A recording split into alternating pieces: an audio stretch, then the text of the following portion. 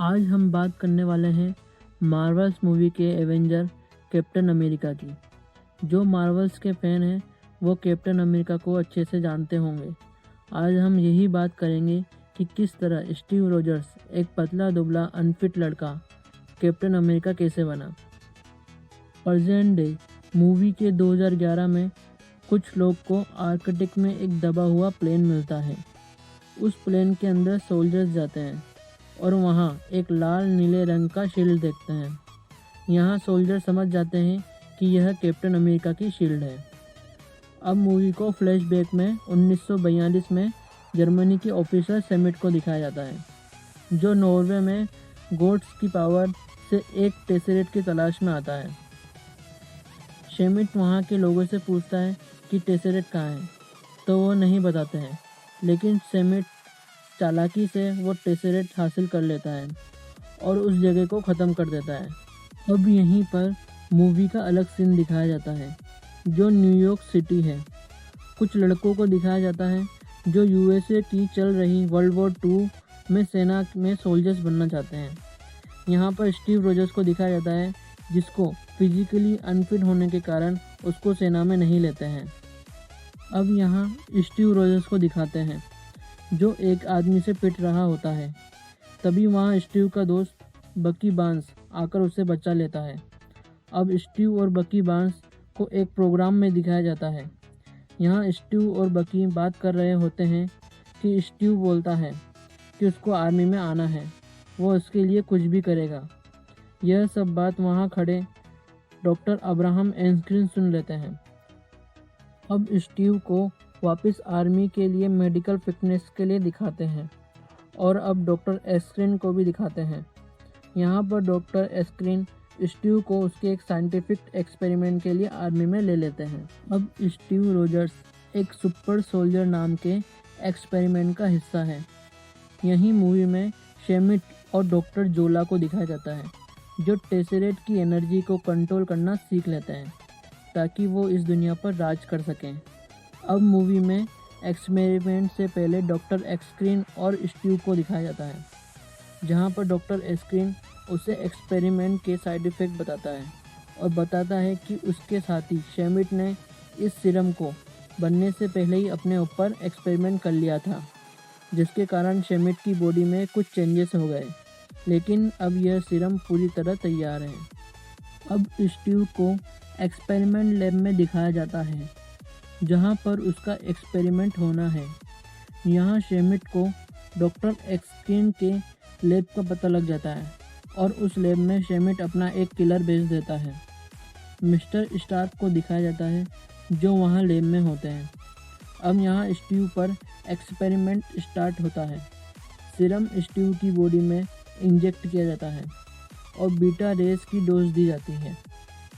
इस एक्सपेरिमेंट में स्टीव चिल्लाने लगता है और वहाँ पर एजेंट पेगी एक्सपेरिमेंट को रोकने को बोलती है, लेकिन स्टीव बोलता है कि वह यह दर्द सहन कर सकता है और मिस्टर स्टार्क लेवल 100 कर देते हैं। अब दिखाया जाता है मार्वल्स के फर्स्ट एवेंजर को, जो कि स्टीव रोजर्स रहता है।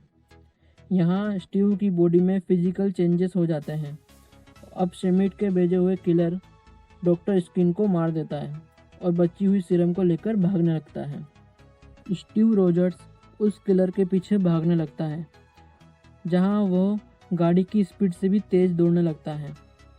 अब स्टीव किलर को पकड़ लेता है, लेकिन किलर साइनाइड खाकर हाइड्रा की जय हो बोलकर मर जाता है। यहाँ पर हाइड्रा शेमिट की तैयार की गई आर्मी होती है, जो कि हिटलर की सेना से अलग काम करती है। यहाँ पर कर्नल बताते हैं कि डॉक्टर एस्क्रीन के मरने के बाद अब उनके सुपर सोल्जर सीरम का फॉर्मूला भी चला गया है और अब इस प्रोग्राम को बंद किया जा रहा है। अब स्टीव रोजर्स को आर्मी के लिए बॉन्ड कलेक्ट करने के लिए कैप्टन अमेरिका बना दिया जाता है, लेकिन स्टीव इन सब से खुश नहीं रहता है। अब एजेंट पेगी को दिखाया जाता है, जो स्टीव को बताती है कि हाइड्रा से लड़ते हुए उनके कुछ सोल्जर गुम हो गए हैं।